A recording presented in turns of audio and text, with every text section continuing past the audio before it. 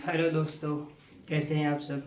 उम्मीद करता हूँ आप सब बहुत अच्छे होंगे और आपकी स्टडीज़ भी बहुत अच्छी चल रही होगी। तो चलिए आज शुरू करते हैं हम आज की क्लास। लास्ट क्लास में मैंने आपको नंबर सिस्टम पूरा एक्सप्लेन कर दिया है और उसके अलावा जितने भी उनकी जो डेफिनेशन है उनसे रिलेटेड जो कंसेप्ट है वो हमने लास्ट क्लास में डिस्कस कर लिए हैं। अगर आपने उस क्लास को नहीं देखा है, नंबर सिस्टम को अगर आपको समझना है बहुत ही कॉम्प्रहेंसिव वे में, तो आप आई बटन पर क्लिक करके उस वीडियो को भी देख सकते हैं। तो चलिए आज हम जो बात करने वाले हैं वो इरेशनल नंबर जो हमने डिफ़ाइन किया था लास्ट क्लास में उसको प्रूफ करेंगे। लास्ट क्लास में मैंने डिफ़ाइन किया था कि इरेशनल नंबर वो नंबर होते हैं जिनका decimal expansion non terminating non repeating होता है। ठीक है। उसके अलावा मैंने आपको एग्जांपल्स में बताया था कि जितने भी प्राइम नंबर्स होते हैं ना उनके स्क्वायर रूट भी इरेशनल नंबर होते हैं, लेकिन उसका प्रूफ हमने नहीं दिया था। आज हम उसका प्रूफ देने वाले हैं। तो देखो क्वेश्चन के फॉर्म में करेंगे। ये क्वेश्चन बोर्ड में ना मतलब हमेशा ही आता है। इस क्लास को देखने के बाद आपके 10th क्लास के सीबीएसई बोर्ड में 2 से 4 मार्क्स 100% आपके श्योर हो जाएंगे। ठीक है ना, मतलब आपका कंफर्म 4 या 3 नंबर का इस क्लास में से आएगा ही आएगा 100%। तो चलिए प्रूव करते हैं। तो क्वेश्चन क्या होगा? क्वेश्चन है prove that √2 is an irrational number. आज हम इसको प्रूफ करने वाले हैं कि जो स्क्वायर रूट में प्राइम नंबर आ जाते हैं वो सब इरेशनल नंबर कहलाते हैं या इरेशनल नंबर होते हैं, यानी इनका डेसिमल एक्सपेंशन कैसा होगा? Non terminating non repeating. अब देखो यार, हमने इनका डेसिमल एक्सपेंशन नहीं निकाला था, मतलब अगर आप कंप्यूट करने की कोशिश भी करोगे ना तो वो बढ़ता ही जाएगा बढ़ता जाएगा, तो जाहिर सी बात है आप उसको एक्यूरेटली या एग्जैक्टली कंप्यूट नहीं कर पाएंगे, वो बहुत ज़्यादा कैलकुलेशंस इन्वॉल्व हैं। तो इसलिए हम इसको कैसे प्रूफ करते हैं? प्रूफ बाय कॉन्ट्राडिक्शन मेथड से प्रूफ करेंगे। प्रूफ बाय कॉन्ट्राडिक्शन मेथड में क्या होता है कि हम क्या करेंगे, कुछ रॉन्ग एजम्पशंस करेंगे। कुछ रॉन्ग एजम्पशन करने के बाद उसके बाद लॉजिकल आर्गुमेंट्स करेंगे, मैथमेटिकल कैलकुलेशंस करेंगे और शो करेंगे कि अगर हम एक रॉन्ग एजम्पशन कर रहे हैं, अगर हम कुछ गलत एजम्पशन कर रहे हैं तो उसके गलत एजम्पशन से क्या हमारा इफेक्ट हो रहा है।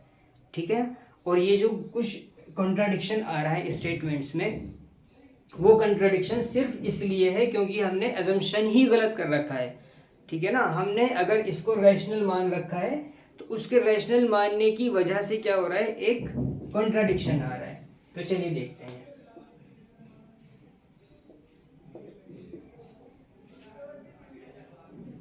Let us assume that √2 is a rational number. मैंने क्या एज्यूम किया?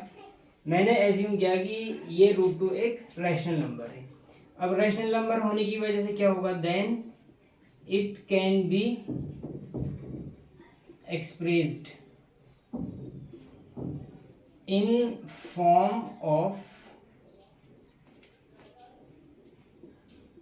P upon Q, where P and Q are integers and Q is non-zero। ये क्या लिखी मैंने? रैशनल नंबर की डेफिनेशन लिखी है। ठीक है ना, रैशनल नंबर की डेफिनेशन ऑलरेडी आपको बता चुके हैं। अब देखो also we have taken P upon Q in its minimum form। उसके अलावा क्या किया है मैंने? इसको इसके मिनिमम फॉर्म में एज्यूम किया है।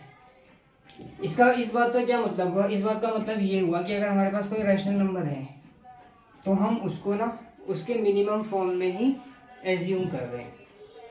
और आपको बताएं हर एक रैशनल नंबर का अपना कोई ना कोई मिनिमम फॉर्म होता ही है। जैसे मान लो 15/20 एक रैशनल नंबर है, तो ये अभी अपने मिनिमम फॉर्म में नहीं है। मिनिमम फॉर्म में होने का मतलब ये कि इनके अगर कुछ कॉमन फैक्टर आ रहे हैं ना 1 के अलावा, उससे उसको क्या कर दीजिए, दोनों को डिवाइड कर दीजिएगा। तो तो इन दोनों में कॉमन फैक्टर क्या है, 5 है। 5 से इसको कैंसिल किया 15 को, तो कितना जाएगा, 5 3 जार 15 और 5 4 जार 20। अब जो ये रैशनल नंबर है ये अपने मिनिमम फॉर्म में है। तो यार देखो ये दोनों नंबर इक्वल ही है ना, तो हर एक नंबर को, ये इक्विवेलेंट फ्रैक्शंस कहलाते हैं। तो कहने का मतलब ये है कि हर एक रैशनल नंबर को उसके मिनिमम फॉर्म में एक्सप्रेस किया ही जा सकता है। अब देखो ध्यान से देखो, ये जो नंबर अब आए इनका जो न्यूमरेटर है और डिनोमिनेटर है, इसका एचसीएफ कितना हो गया, 1 हो गया, है ना भाई। जो भी कॉमन फैक्टर था उससे हमने क्या कर दिया, उसको डिवाइड कर दिया। जब हमने इसको इसके कॉमन फैक्टर से डिवाइड कर दिया है तो इसका जो एचसीएफ हो गया है, क्या हो गया, 1 हो गया। अब जो नंबर्स या जिन नंबर्स का एचसीएफ 1 होता है ना, उनको हम बोलते हैं कोप्राइम। तो 3 और 4 क्या बन जाएंगे, कोप्राइम नंबर बन जाएंगे। क्लियर है बात। तो हमने क्या किया है, हमने पी एंड क्यू को ना मिनिमम फॉर्म में लेकर के पी एंड क्यू को कोप्राइम लिया हुआ है। तो लिख देंगे that is P and q are coprime. क्या ये बात आपको समझ आई यहां तक, ठीक है। अब यार देखो √2 को हमने रैशनल का है, तो √2 को हम P अपॉन Q के फॉर्म में लिख ही सकते हैं, ठीक है। Where P and Q are integers and Q is non zero. अब आप क्या करिए, इसको स्क्वायर कर दीजिएगा। तो स्क्वायरिंग ऑन बोथ साइड्स, दोनों तरफ मैंने क्या किया है, स्क्वायर कर दिया। स्क्वायर करेंगे, √2 का स्क्वायर करेंगे तो 2 आ जाएगा और p स्क्वायर आ जाएगा एंड डिनोमिनेटर में q स्क्वायर आ जाएगा। थोड़ा सा इसको सॉल्व करेंगे, ट्रांसपोज करेंगे, तो यहाँ से p स्क्वायर इक्वल टू कितना आ जाएगा, 2q स्क्वायर। अब ध्यान से देखो यार, p स्क्वायर के 2 फैक्टर आ गए, एक तो आ गया 2 और एक आ गया q स्क्वायर, क्योंकि p स्क्वायर को आपने क्या लिखा हुआ है, 2 इंटू क्यू स्क्वायर लिखा हुआ है। तो ये 2 भी इसका फैक्टर है और ये q स्क्वायर भी इसका फैक्टर है। तो आप यहां से ये बात कह सकते हो ना, that implies 2 is a factor of p square. Clear है बात। अब यार अगर 2p स्क्वायर का फैक्टर है तो 2 जो है ना p का भी फैक्टर होगा। 2 is a factor of p also. आप कहेंगे सर ये कैसे लिखा आपने, देखो ये एक थ्योरम भी है कि अगर कोई भी प्राइम नंबर किसी नंबर के स्क्वायर को डिवाइड करता है तो वो उसके स्क्वायर रूट को भी डिवाइड करेगा, मतलब p को भी डिवाइड करेगा। जैसे मान लीजिएगा एक नंबर है 5 डिवाइड करता है मान लीजिए 15 के स्क्वायर को, किसी नंबर के स्क्वायर को डिवाइड कर रहा है 225 को, तो यार 5 15 को भी डिवाइड करेगा ना। क्या ऐसा कभी हो सकता है कि इसके स्क्वायर को तो ये डिवाइड कर दे लेकिन इसको ना करे, ऐसा कभी हो ही नहीं सकता, ठीक है ना। तो प्राइम नंबर हमेशा अगर किसी नंबर के स्क्वायर को डिवाइड कर रहा है तो उस नंबर को भी डिवाइड करेगा। तो यहाँ से हमने ये बात प्रूव की कि 2 जो है वो p का एक फैक्टर है। अब आपको पता है कि हर एक कंपोजिट नंबर जिसके फैक्टर्स होते हैं वो अपने फैक्टर्स के प्रोडक्ट के फॉर्म में एक्सप्रेस हो सकता है, यानी that imply p is equal to 2 into m। p जो है ना 2 into m के फॉर्म में एक्सप्रेस हो सकता है, अपने फैक्टर्स के प्रोडक्ट के फॉर्म में एक्सप्रेस हो सकता है। where m is some positive number, some integer कह दीजिए, कोई भी इंटीजर है, ओके। कहने का मतलब ये है कि मान लीजिएगा 15 हमारे पास कोई नंबर है, 15 का एक फैक्टर 3 है, तो 3 into 5 लिख सकते हैं कि नहीं लिख सकते हैं। 25 है, 25 का या आप 3 ले रहे हैं अगर मान लो, तो जैसे 21 को आप क्या लिख सकते हो, 3 into 7 लिख सकते हो। मतलब जिस नंबर का भी फैक्टर 3 है ना, वो नंबर हमेशा 3 into सम नंबर के फॉर्म में एक्सप्रेस हो जाएगा। कोई और नंबर देख लीजिए, जैसे कि 27 है, तो 27 को आप क्या लिखोगे, 3 into 9, ठीक है ना। तो हर एक नंबर अपने फैक्टर्स के प्रोडक्ट के फॉर्म में एक्सप्रेस हो जाता है। तो इसी तरह से p भी क्या हो जाएगा, 2 into m के फॉर्म में एक्सप्रेस हो जाएगा, क्योंकि p का एक फैक्टर क्या है, 2 है। अब क्या करिए आप इसको दोबारा से स्क्वायर कर दीजिएगा, तो squaring on both side, square कर रहे हैं ना, स्क्वायरिंग ऑन बोथ साइड्स, दोबारा से स्क्वायर कर दिया मैंने, तो इसका स्क्वायर तो कितना हो जाएगा, पी स्क्वायर हो जाएगा, और इसका स्क्वायर करेंगे तो कितना हो जाएगा, 2 का स्क्वायर 4 और m का स्क्वायर m स्क्वायर। अब यार देखो इक्वेशन 1 इसको कह देते हैं, और यहां से आप देखो क्या पी स्क्वायर की वैल्यू 2q स्क्वायर है, तो मैं इसकी जगह पे 2q स्क्वायर लिख सकता हूँ भाई, p square is equal to 2q square लिखा हुआ है ना इक्वेशन 1 में, तो आप क्या करिए पी स्क्वायर को रिप्लेस कर दीजिए किससे, 2q स्क्वायर से, तो 2q स्क्वायर इक्वल टू कितना आ गया, 4m स्क्वायर आ गया। ठीक है, पी स्क्वायर क्या रख दिया है, 2q स्क्वायर रख दिया है। अब यहाँ से 2 इधर आके डिवाइड कर देगा, तो q स्क्वायर इक्वल टू कितना आ गया, q square is equal to आ गया 2m स्क्वायर, इससे इसको काट देंगे 2 टाइम्स। अब ध्यान से देखो q स्क्वायर के जो फैक्टर्स है वो क्या क्या है, एक तो 2 है और एक m है, तो इसका मतलब आप ये लिख सकते हो 2 is a factor of q square. अब यार 2 तो प्राइम नंबर है और ये इसके स्क्वायर को डिवाइड कर रहे हैं, तो इसको भी डिवाइड करेगा q को भी, तो that implies 2 is a factor of what, q। ठीक है ना, यहां तक सही है। अब देखो यहां हमने शो किया, इसको इक्वेशन ए बोल दीजिए और इसको इक्वेशन बी बोल दीजिए। इक्वेशन ए में हमने देखा कि 2 जो है वो p का फैक्टर है, यानी 2 क्या कर रहा है, p को डिवाइड कर रहा है, और यहां हमने देखा कि 2 q को भी डिवाइड कर रहा है। इसका मतलब 2 क्या हुआ, इनका कॉमन फैक्टर हुआ, और हमने क्या कहा ये तो को प्राइम नंबर है, इनका कॉमन फैक्टर क्या होना चाहिए, 1 होना चाहिए, ये तो कॉन्ट्राडिक्शन आ गया।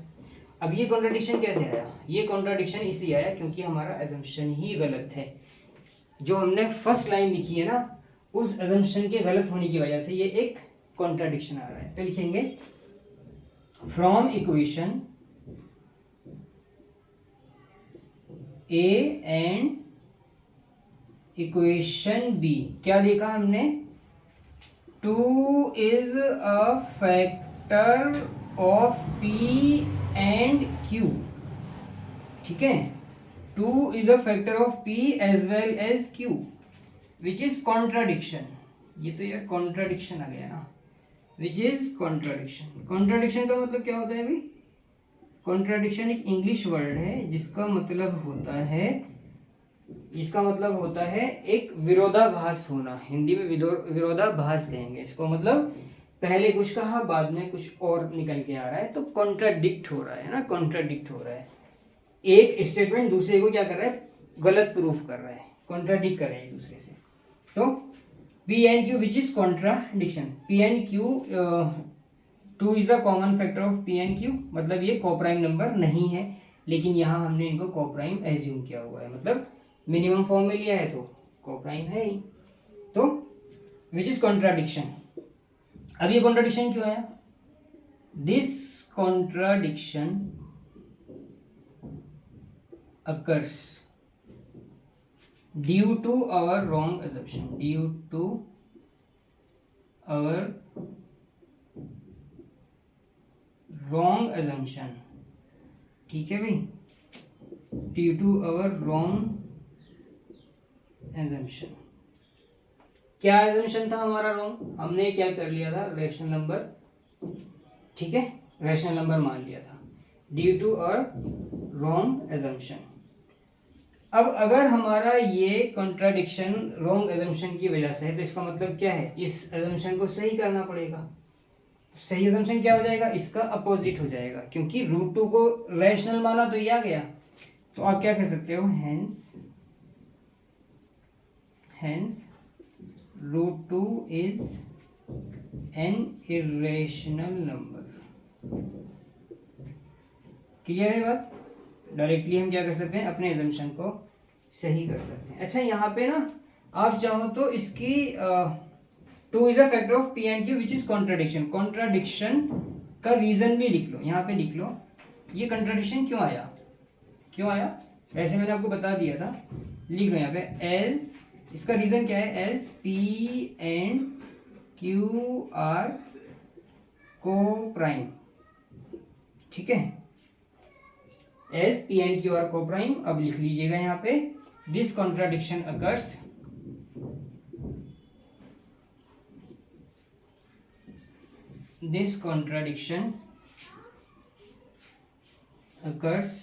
Due to our wrong assumption, ठीक है, and hence √2 is an irrational number।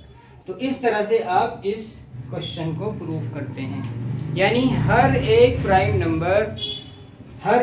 Number का स्क्वायर रूट क्या होता है, एक इर्रेशनल नंबर होता है। अब अगर आपको मान लीजिएगा √5 प्रूफ करना है, तो यार कुछ मत करो, जहाँ जहाँ 2 लिखा हुआ है ना वहाँ पे 5 लिख दो। कोई भी प्राइम नंबर अगर आपको प्रूफ करना है, जैसे मान लो आपको √5 करना है, √7 करना है, √11 करना है, तो कुछ नहीं करो, या √3 करना है, जहाँ पे आपने 2 लिखा था वहाँ पे 5 लिखते जाओगे, जहाँ जहाँ 2 है वहाँ वहाँ 5, स्क्वायर कर दिया, इसको 5 आ जाएगा,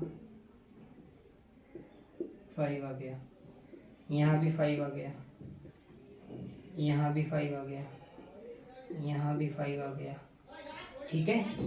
यहाँ कितना जाएगा, स्क्वायर करेंगे तो यहाँ 25 आ जाएगा। फिर यहाँ जब कैंसिल आउट करोगे आप, यहाँ भी 5 आ जाएगा, यहाँ भी 5 आ जाएगा।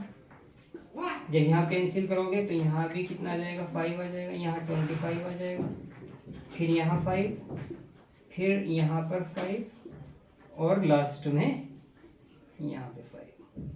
अब ये क्वेश्चन आपका बन गया किसके लिए, √5 के लिए।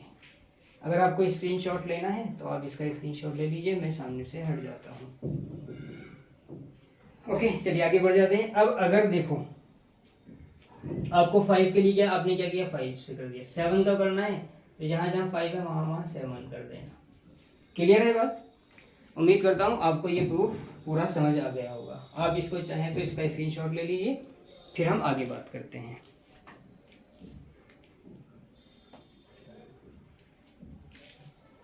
ओके,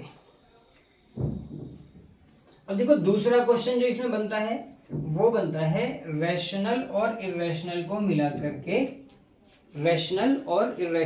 करके आपसे कहेगा प्रूव करो कि ये एक इर्रेशनल नंबर है।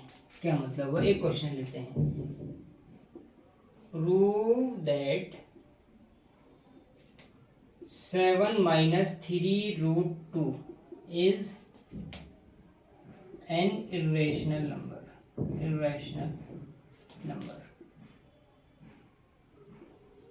ठीक है ना, prove that 7 - 3√2 is an irrational number. अब इसने क्या किया, रैशनल और इर्रेशनल को मिला जुला करके दे दिया। यहाँ पे 7 रैशनल नंबर है, 3 रैशनल नंबर है, लेकिन √2 इर्रेशनल है, जो कि अभी अभी प्रूफ किया है हमने बिल्कुल। अब इस तरह के क्वेश्चन को कैसे प्रूफ करेंगे, यहाँ पे वो लिख देगा गिवन दैट, आपको कुछ दे भी देगा, वो क्या देगा, गिवन दैट √2 इज इर्रेशनल। ये चीज ना वो मेंशन कर देता है क्वेश्चन में ही। अगर नहीं मेंशन करेगा तो √2 को आप अलग से इर्रेशनल प्रूफ करोगे, अगर आपको पूरा क्वेश्चन का प्रूफ लिखना है तो देखिएगा, इस क्वेश्चन को भी हम प्रूफ बाय कॉन्ट्राडिक्शन ही करेंगे। गलत एजम्पशन करेंगे और बाद में कॉन्ट्राडिक्ट करके सही कर देंगे अपने एजम्पशन को। तो कैसे करेंगे, let us assume that 7 - 3√2 is a rational number. अब यार अगर 3√2 रैशनल नंबर है तो आप इसको P/Q के फॉर्म में लिख सकते हो। क्या लिखेंगे, then it can be expressed in form of P/Q। Rational number की डेफिनेशन लिख रहा हूं मैं, where P and Q are integers and Q is non-zero. This is the definition of rational number। ठीक है, अब देखो हमने कहा कि 7 - 3√2 एक रैशनल नंबर है, तो ये P/Q के फॉर्म में आ जाएगा। ठीक है ना, अब यहाँ से थोड़ा सा कैलकुलेट करते हैं, यहाँ 7 को इधर ट्रांसपोज कर दीजिए, तो -7√2 इक्वल टू कितना आ जाएगा, P/Q -7। ओके, 7 ले जाएगा तो नेगेटिव हो जाएगा। यहाँ पे आप क्या करिए, Q एलसीएम ले लीजिए, तो ये हो जाएगा P -7Q is equal to -3√2। ये -3 इधर √2 को मल्टीप्लाई कर रहा है, इधर जाके डिवाइड कर देगा, तो √2 इक्वल टू आ जाएगा कितना, P -7Q अपॉन -3Q। इसको कह दीजिए इक्वेशन ए। अब इक्वेशन ए को आप ध्यान से देखिएगा। इक्वेशन ए में P क्या है, एक इंटीजर है। P क्या है, एक इंटीजर है। कहां लिखा, where P and Q are integers, ये रहे, ठीक है ना। अब यार देखो, अगर P एक इंटीजर है और Q भी एक इंटीजर है, तो क्या P -7Q इंटीजर होगा, यस और नो। अरे भाई, इंटीजर को आप किसी इंटीजर से मल्टीप्लाई करोगे तो इंटीजर ही आएगा, और फिर डिफरेंस करोगे तो इंटीजर आएगा, क्योंकि integers are close under multiplication and difference also. Addition में भी, मल्टीप्लीकेशन में और डिफरेंस में वो क्लोज्ड है। इसी तरह से -3Q क्या है, वो भी एक इंटीजर है। अब इंटीजर अपॉन इंटीजर अगर आ जाता है तो क्या बन जाता है, रैशनल नंबर बन जाता है। ये तो भाई, अगर ये भी इंटीजर है और ये नंबर भी एक इंटीजर है, तो इंटीजर अपॉन इंटीजर तो रैशनल हुआ ना। तो आप ये कहेंगे कि राइट हैंड साइड जो इस इक्वेशन का है वो एक रैशनल नंबर है। तो लिखेंगे the RHS of equation A is a rational number, क्योंकि ये P/Q के फॉर्म में है। While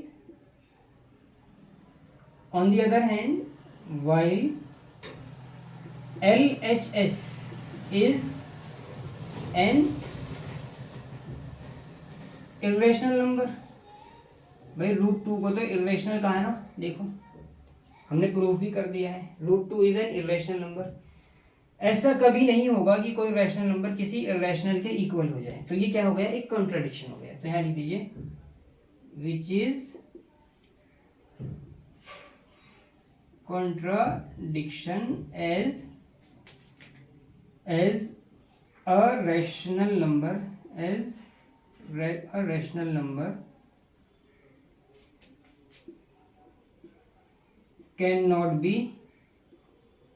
equal to an irrational number।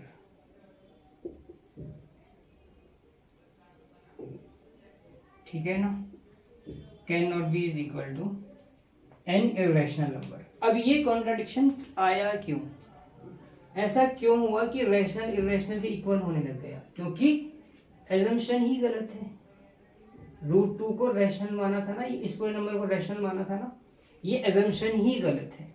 तो लिखेंगे दिस कॉन्ट्राडिक्शन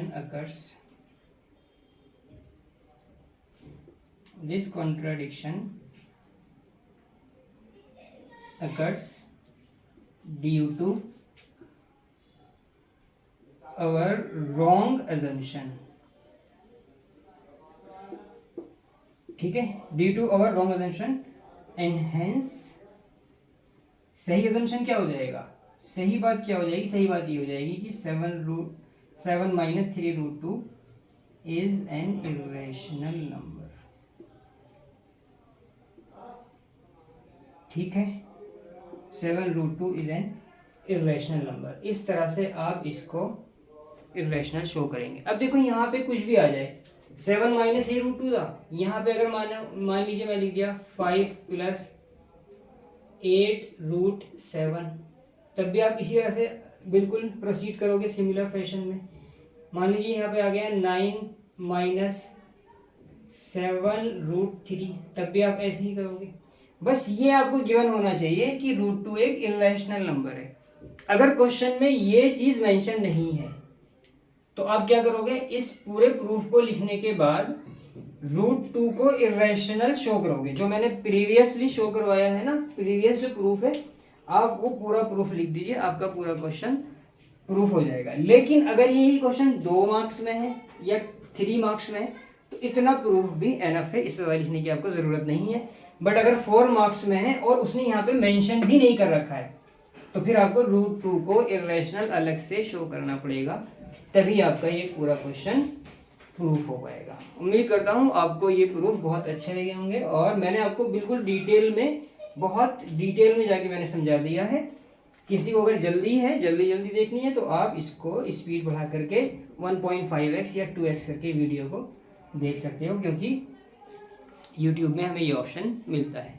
तो उम्मीद करता हूँ आपको ये दोनों प्रूफ समझ आ गए होंगे, और अब आप कभी भी इस क्वेश्चन में गलती नहीं करेंगे। ठीक है, थैंक यू।